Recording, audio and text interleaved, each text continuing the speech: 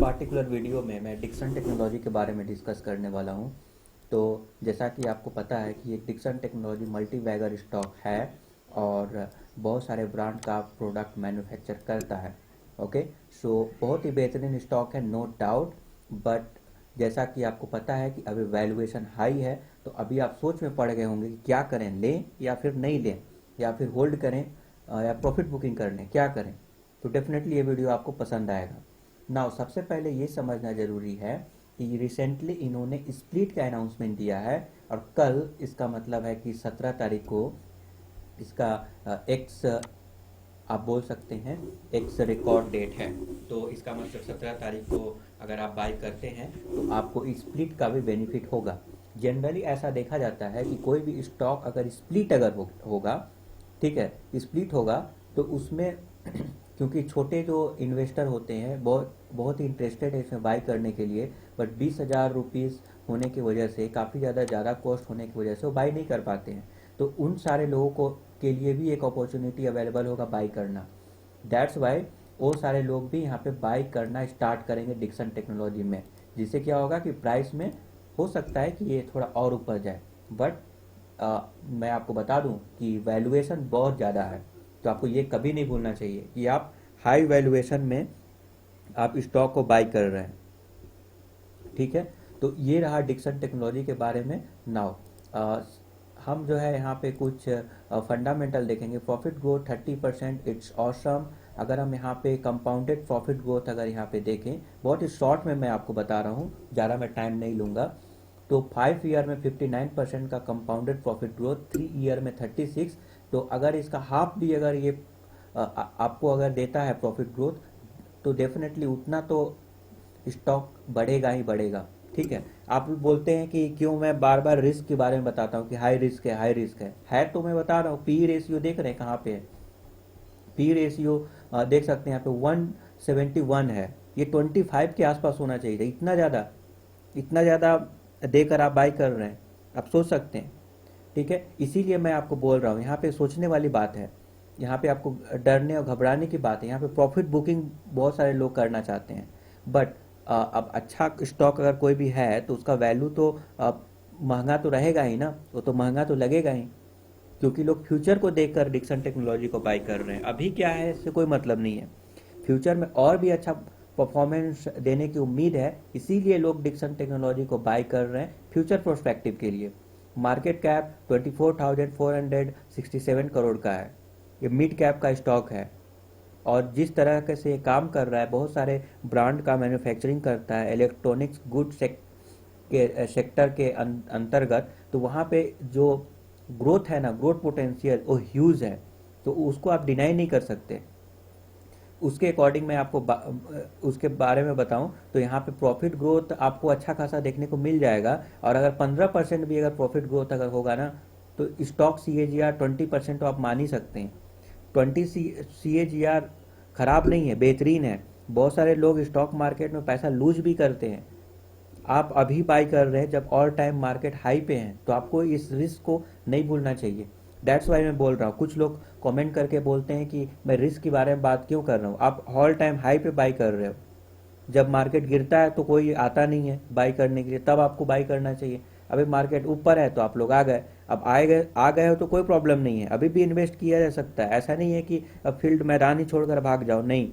अभी यहाँ पे आपको इन्वेस्ट करना है, बट कुछ सावधानी बरतने की ज़रूरत है यहाँ पर। ठीक है, तो वो मैं वीडियो के अंत में डिस्कस करूंगा। तो नाउ ओवरऑल फंडामेंटली स्ट्रांग है डिक्सन टेक्नोलॉजी। ये जो डेट है ना बहुत कम है, ये कम बहुत निग्लिजिबल आप मान सकते हैं। It's okay, everything is fine, but only concern is that यहाँ पे over valuation, extremely over valued है। ठीक है, बहुत ज़्यादा कॉस्ट महंगा है। तो क्या हो सकता है, आप क्या बाई करें इस लेवल पे? तो मैं बोलूँगा इस लेवल पे अगर आप अवॉइड ही करें तो बेटर होगा। आपको अवॉइड करने की ज़रूरत है। हालांकि अगर आप लॉन्ग टर्म के लिए बाई कर रहे हैं तो हो सकता है कुछ आने वाले समय में ये कंसोलिडेशन फेज में चला जाए और ये कंसोलिडेट करे, कुछ भी हो सकता है। तो इसीलिए मैं यहाँ पे आपको अवॉइड करूँगा, बट फिर भी क्योंकि आप जो है कुछ क्वांटिटी बाई करना ही चाहते हैं डिक्सन टेक्नोलॉजी में, तो मैं यहाँ पे कुछ आपको इंडिकेशन मैं ज़रूर दूंगा। देखिए कोई कोई भी लोग ना सेल करने के बारे में नहीं बताता, सब लोग बोलेंगे बाई करो। जितने भी रिसर्च एनालिस्ट हैं या फिर टीवी चैनल पे या फिर यूट्यूब पे बड़े बड़े यूट्यूबर्स लोग हैं, उन लोग केवल आपको बाई करने के लिए बताएंगे। सेल करने के लिए, आपको प्रॉफिट बुकिंग करने के लिए कोई नहीं बताएगा। क्यों? क्योंकि अब उन लोग को दोनों साइड से बेनिफिट होता है।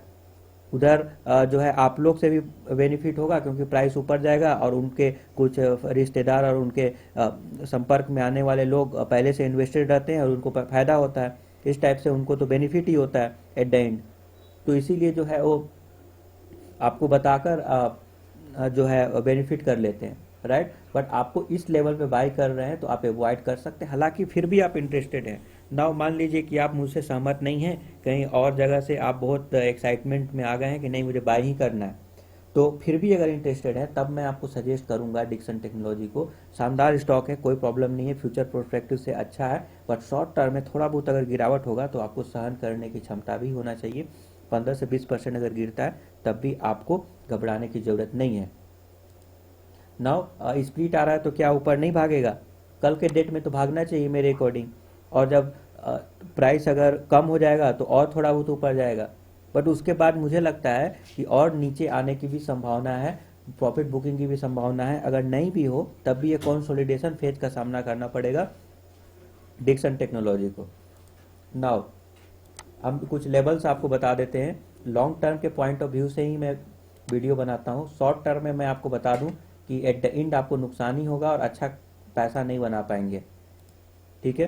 तो डेफिनेटली आप लॉन्ग टर्म के पॉइंट ऑफ व्यू से स्टॉक को बाई करें। कंसोलिडेशन फेज है तो भी आपको घबराने की ज़रूरत नहीं है, क्योंकि अगर इसमें अगर काट के अगर निकाल दिए ना तो उसके बाद अगर अपर सर्किट लगाएगा तो फिर आपको ह्यूज लॉस होगा। एक बार लेकर छोड़ देना है, कंसोलिडेशन करेगा, नीचे थोड़ा आएगा, फिर ऊपर भागेगा, फिर तो ऐसे करेंगे तो आपको एट द एंड आपको बेनिफिट ही होगा, क्योंकि लॉन्ग टर्म में चार्ट ऊपर ही जाता है। ओके। तो अगर हम लॉन्ग टर्म के बारे में बात करें तो डेफिनेटली यहाँ पे चार्ट ऊपर ही देखने को मिलेगा। तो एट द एंड आपको बेनिफिट होगा। अगर आप इधर उधर अगर आप भटकेंगे, इस स्टॉक से निकल कर दूसरे स्टॉक में जाएंगे तो फिर क्या हो सकता है कि वहाँ पर भी नीचे जाना स्टार्ट हो जाए, ठीक है। तो एट द एंड कभी प्रॉफिट होगा कभी लॉस होगा, और सब एवरेज आउट होकर एट द एंड आपको बहुत कम प्रॉफिट होगा या फिर लॉस ही हो सकता है।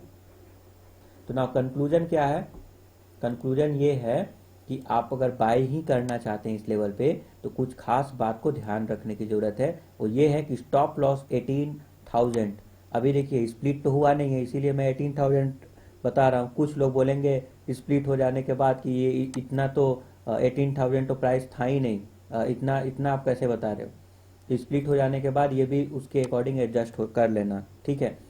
इस ये क्या स्टॉप लॉस है? तो आपको जस्ट एक बार स्टॉक मार्केट में लॉन्ग टर्म के लिए इन्वेस्ट कर रहे हो, फिर भी आप थोड़ा बहुत देखते रहना पड़ेगा कि क्या हो रहा है, क्या चल रहा है मार्केट में, नहीं चल रहा है। तो आपको अप टू डेट रहना पड़ेगा। तो इसी अप टू डेट रखने के लिए आपको मैं आपको एक स्टॉप लॉस सजेस्ट कर रहा हूँ। अगर इसके नीचे अगर प्राइस अगर ट्रेड करना स्टार्ट होगा तो आपको ये उम्मीद नहीं करना है कि अभी ये बाउंस बैक करेगा, अभी तो बाई करने का टाइम है, चलो अभी मैं क्यों निकल जाऊं, अभी तो ये बाउंस बैक करेगा।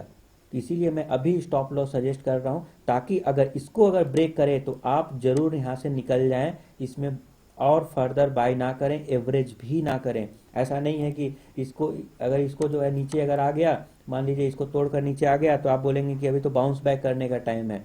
नहीं, आप निकल जाएं, बहुत हाई वैल्यूड स्टॉक है। कुछ समय तक में भी कंसोलिडेट कर सकता है, और कुछ समय के हो सकता है कि और ज़्यादा प्रॉफिट बुकिंग हो और नीचे भी आ सकता है थोड़ा बहुत। बट कंपनी शानदार है, उसमें कोई प्रॉब्लम नहीं है, लॉन्ग टर्म में आपको पैसा बनाकर देगा। बट स्टिल आपको एक स्टॉप लॉस इसलिए सजेस्ट करना जरूरी है कि क्यों अपना फंड जो है यहाँ पे फंसा कर रखना। यहाँ पे इसको नीचे गिरने का मतलब पता है, और नीचे जाने की संभावना रहता है। अगर बाउंस बैक कर भी लिया ना तब भी आप ये नहीं सोचना है कि अरे ट्रेंड छूट गया चलो फिर से ऊपर में बाई करो। नहीं, छूट गया छूट गया, उस कंसोलिडेट करेगा वो। इतना जल्दी नहीं है कि पी रेशियो क्या आपको कितना ऊपर जाएगा। हर चीज़ का एक लिमिट होता है ना। बेहतरीन है इसका मतलब क्या, कितना भी आप रुपीज़ में आप बाई कर लेंगे, ऐसा नहीं होना चाहिए, ठीक है। तो इसीलिए मैं आपको ये स्टॉप लॉस सजेस्ट कर रहा हूँ। अभी कोई ब्रेकआउट नहीं है, ब्रेकआउट बनेगा तो मैं बताऊंगा। कंक्लूजन ये है कि बाय करें और पहले से जो बाय किए हुए वो होल्ड करें। और प्रॉफिट बुकिंग भी करना चाहते हैं तो कर सकते हैं, कोई इशू नहीं है। अगर आप होल्ड करना चाह बट मुझे ऐसा लगता है कि स्प्लिट होने के बाद थोड़ा और ऊपर जाएगा, तो आप होल्ड ही करें तो ज़्यादा बेटर होगा। होल्ड करें, पहले से जो लोग बाई किए हुए हैं और जो लोग बाई करना चाहते हैं वो बाई कर सकते हैं, बट ये स्टॉप लॉस रखना ना भूलें। और जब इसके आसपास या फिर थोड़ा बहुत अगर लॉस होता है, कंसोलिडेट करना करेगा, तब भी आपको नहीं छोड़ना है। ऐसा नहीं है कि आप काट कर निकल गए। ओके, मिलेंगे नेक्स्ट वीडियो में।